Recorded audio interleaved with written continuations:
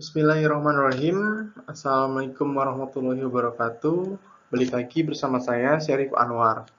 Di sini saya akan sedikit menjelaskan mengenai keterampilan dasar konseling, yaitu tentang mengenai refleksi perasaan dan eksplorasi.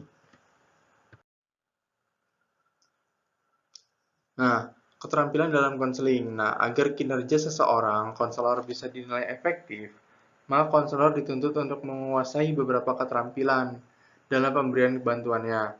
Pada dasarnya, setiap tahapan dalam proses konseling memerlukan keterampilan-keterampilan dasar yang harus dimiliki konselor untuk membangun sebuah proses konseling yang komprehensif.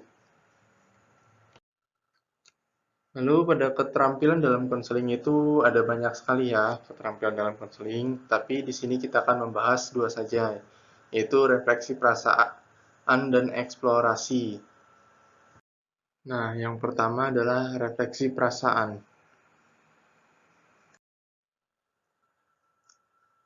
Refleksi perasaan itu serupa dengan parafrase, tetapi tidak sama. Walaupun demikian, terdapat kemiripannya. Nah, kemiripan ini terletak pada tindakan refleksian informasi yang diberikan oleh konseli kepada konseli sendiri.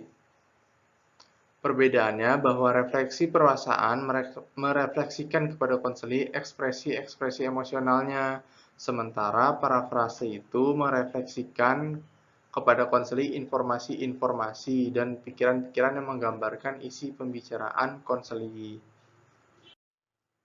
Nah, ketika kita merefleksikan perasaan kita, menunjukkan pada konseli bahwa kita berempati dan memahami apa yang mereka rasakan. Nah, menurut Cormier dan Cormier dalam Retno Trihariastuti mengemukakan 6 langkah dalam membuat refleksi perasaan. Yang pertama ada mendengarkan kata-kata yang digunakan konseli untuk menyatakan perasaan-perasaannya. Yang kedua ada perhatikan tingkah laku nonverbal konseli ketika ia mengemukakan pernyataan atau pesan-pesan secara verbal. Lalu yang ketiga ada menyatakan kembali perasaan-perasaan konseli dengan menggunakan kata-kata yang berbeda dari yang diucapkan konseli. Yang keempat ada mengemukakan pernyataan refleksi dengan awalan kata yang sesuai dengan petunjuk dari konseli, seperti visual, auditori, atau kinestik. Yang kelima ada menambah konteks atau situasi di mana perasaan itu muncul. Yang keenam memeriksa keefektifan refleksi berdasarkan respon konseli. Nah, jadi gimana responnya terhadap pernyataan refleksi yang disampaikan konselor. Yang kedua ada eksplorasi.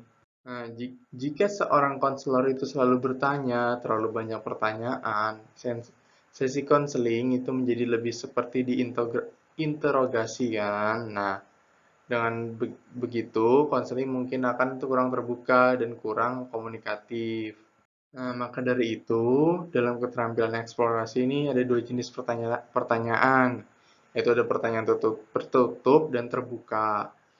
Pertanyaan yang mengarah ke jawaban yang spesifik, itu pertanyaan tertutup. Biasanya jawaban untuk pertanyaan tertutup ini sangat pendek. Nah, untuk pertanyaan terbuka itu untuk mendorong konseli agar bebas menceritakan lebih banyak informasinya. Nah, lalu ada jenis-jenis eksplorasi. Ada 3 nih. Yang pertama ada perasaan. Itu menggali perasaan klien yang tersimpan. Yang kedua ada pengalaman, di mana konselor menggali pengalaman yang dialami oleh si klien. Yang ketiga ada pikiran, di mana konselor ini menggali sebuah ide atau pendapat dari seorang klien. Oke, karena saya sudah membuat video contoh prakteknya seperti apa, silahkan disaksikan terlebih dahulu. Halo, selamat siang dengan saya Pak Syarif. Apakah benar ini dengan Mas Rashid? Benar. Baik, dengan Mas Rashid apa yang bisa saya bantu?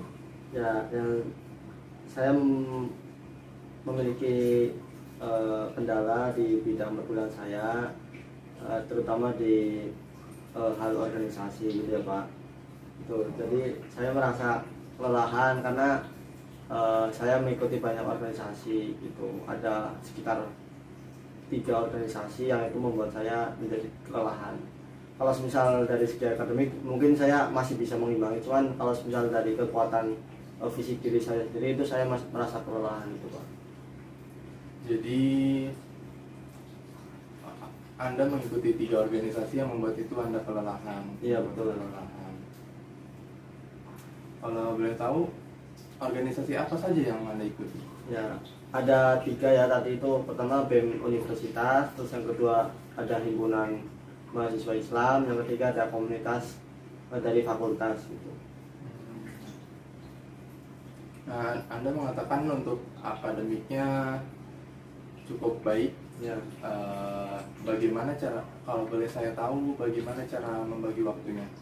ya kalau cara membagi waktu itu ya kayak saya bisa mengimbangi, cuman kayak di bidang fisik saya terlalu keteteran, karena kalau sudah cara membagi waktu ya saya dari pagi sampai sore itu biasanya kuliah, terus nanti jam 7 sampai jam 1 pagi itu biasanya baru selesai pembahasan di setiap organisasi. Terus baru setelah itu kalau misalnya ada tugas, saya baru mengerjakan tugas itu sekitar jam 2 sampai jam 3 atau setengah 4, dan saya baru tidur dan itu harus bangun pagi lagi. Nah itu yang membuat saya keteteran ataupun kelelahan dari organisasi yang saya ikuti.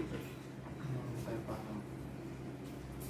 Tapi dengan Anda mengikuti 3 organisasi itu tujuannya untuk apa sih? Tujuannya ya pasti buat menambah pengalaman saya ya Pak, karena ya mungkin saya tidak bisa mendapatkan pengalaman itu di kelas gitu, jadi saya berusaha untuk mencoba apa ya, mengikuti kegiatan-kegiatan ataupun organisasi di luar untuk bisa meningkatkan kemampuan diri saya selain pada bidang jurusan di universitas saya gitu. Nah, seperti yang tadi Anda jelaskan, saya masih merasa kebingungan. Bagaimana lelah yang Anda rasakan? Lelahnya ya kayak kadang saya merasa sakit itu Pak, maksudnya dengan berbagai kegiatan yang saya ikuti, kayak waktu saya terkuras di luar, bahkan saya juga jarang istirahat di kos, jadi saya kadang merasa capek, pusing gitu, dan itu berdampak bagi kesehatan saya gitu, kayak kurang tidur. Nah itu kan kayak salah satu dampak dari kegiatan yang saya ikuti, jadi mengakibatkan lelah gitu.